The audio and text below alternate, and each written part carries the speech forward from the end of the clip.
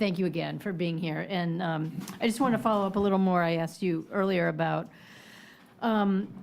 focusing on the August report on military sexual trauma claims and just talking about what a long, slow road this has been. It's been such a long and difficult time to get military leaders to recognize, treat, and prevent sexual assault. And I thought that the recent acknowledgement last week by Senator McSally that she had suffered rape while in the Air Force demonstrated not only the pervasiveness of the problem, but also the cultural and personal barriers that service members face coming forward even years later. And I've already asked you a few questions about this.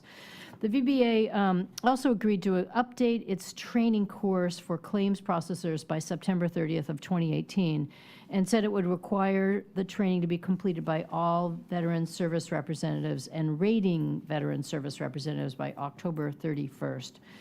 So I want to ask you a little bit about whether you know if these benchmarks have been met, and has VBA started its promised assessment of the effectiveness in this training.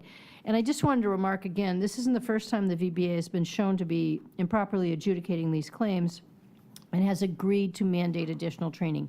Back in 2012 at a hearing, the VA conceded that they were improperly applying guidance on claims following MST and people were being wrongly denied, which is basically what this report tells us again.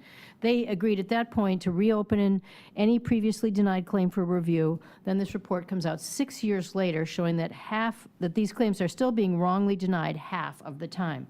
So in a way, I just want to know who's accountable for these ongoing errors. Is there sufficient oversight? I know you're in this process now, but this seems to be endless and not making much progress. So can you just talk about this generally as well? Sure. I believe those two recommendations are still open. I can double check for you on that, but I do believe it is.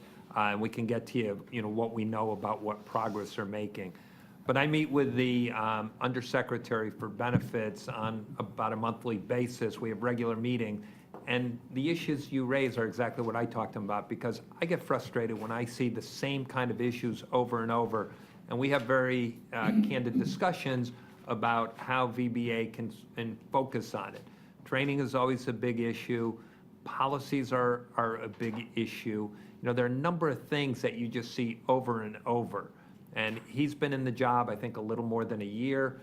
I know he's trying to deal with issues, but we just got to keep addressing them, and hopefully we'll keep seeing improvements.